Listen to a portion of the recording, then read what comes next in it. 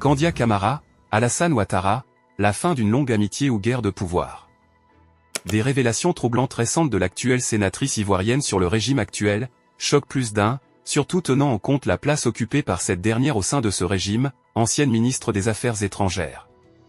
D'une handballeuse professionnelle, à professeure d'université passant par maire adjointe de commune d'Abobo, jusqu'à ministre de l'Éducation nationale et ensuite ministre des Affaires étrangères, Kandia Camara n'est plus à présenter. Une figure incontournable de la politique ivoirienne, portée par son engagement en faveur de l'éducation et de la jeunesse. Sa loyauté indéfectible envers Ouattara est aussi à souligner, même si cette loyauté a apparemment récemment vacillé, laissant place à des désaccords profonds. Dans ses déclarations, Camara ne mâche pas ses mots et évoque des pratiques contraires à la bonne gouvernance. Favoritisme, détournement de fonds, et décisions clés prises sans consultation. Telles sont les accusations de l'ancienne ministre des Affaires étrangères à l'encontre du régime d'Alassane Ouattara. Pour comprendre l'ampleur et le fond de ces révélations, il est primordial de revenir sur le contexte historique des relations entre Kandia Camara et l'actuel président de la République ivoirienne, Alassane Ouattara.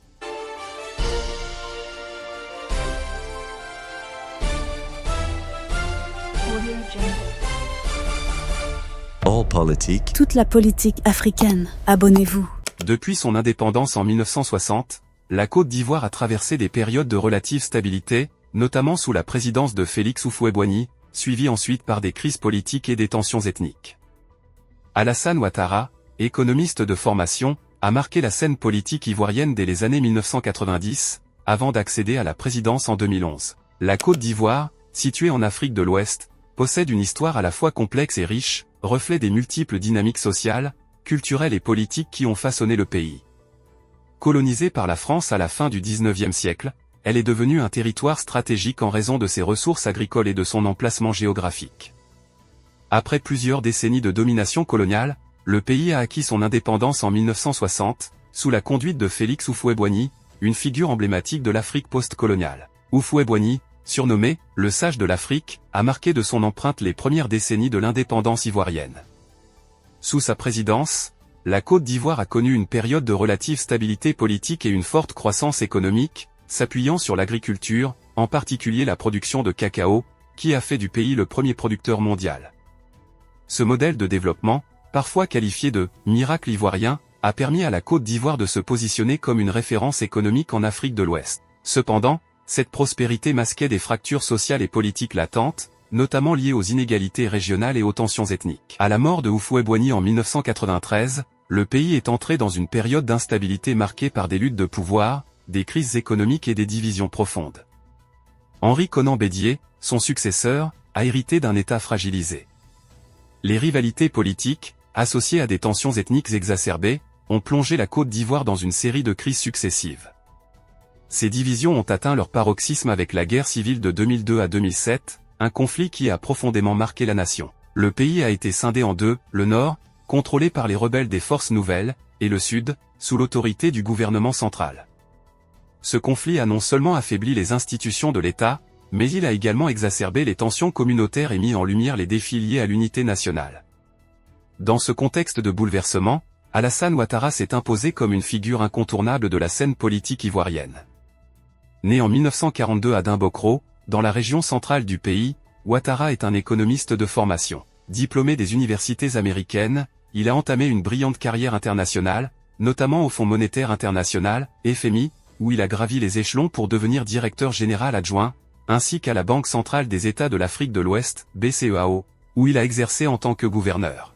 En 1990, alors que la Côte d'Ivoire traversait une grave crise économique et sociale, Félix Houphouët-Boigny l'a nommé Premier ministre, un poste qu'il a occupé jusqu'à la mort du président en 1993.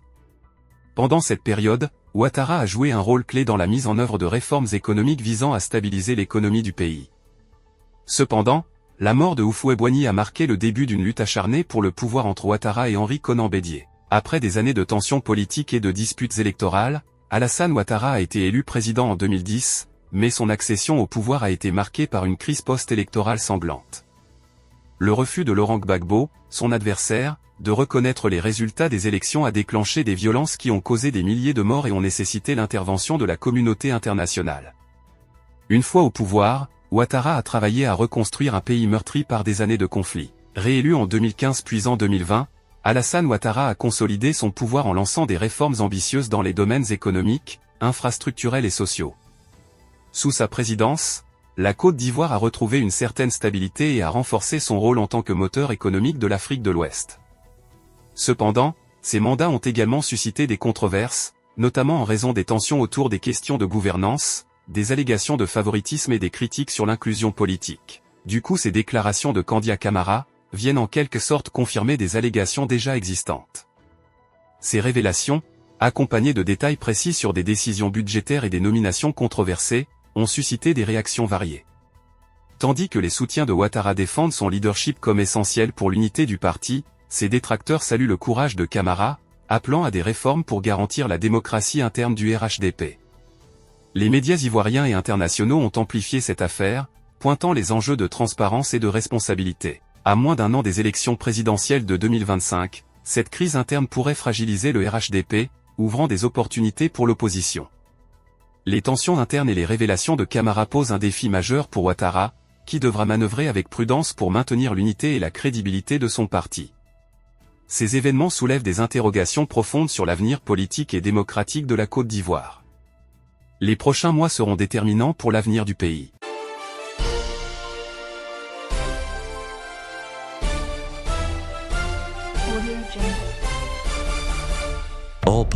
Toute la politique africaine. Abonnez-vous.